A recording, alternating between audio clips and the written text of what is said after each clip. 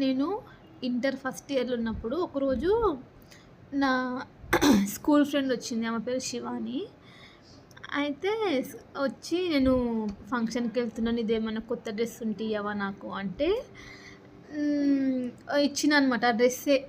ఆ డ్రెస్ నాకు మా మమ్మీ కొనిపించి క్లాత్ కొని కుట్టిచ్చిందనమాట నాకది. అయితే నేను మా మమ్మీ కొనిపించింది కదా అని ఎక్కువ ఏసుకోకపోతే నేను దాసపెడుతుండే.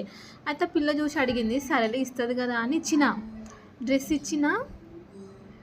ఆహ్, చాలా రోజులైంది. ఇంకా రిటర్న్ చేస్తలేదేంది అని కాల్ చేస్తే కలుస్తలేదు.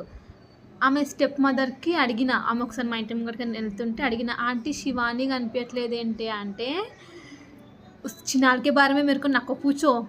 ఓ గయా చలే గయా" అని అన్నది. ఎక్కడికి పోయింది ఆంటీ అంటే లేచిపోయింది అని అన్నది. వామ్మో!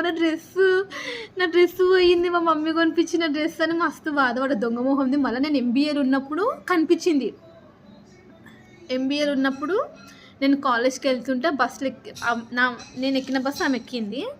అయితే నా దగ్గరకొచ్చి "నువ్వు అపూర్వ కదా" అంటే అవును అవును అనన్నా. నా నంబర్ తీసుకుంది. నేను ఏం అడిగా, "నువ్వు ఎట్లున్నావు? ఏం చేస్తున్నావు?" ఏం అడగలే. నేను నా డ్రెస్సే అడిగిన.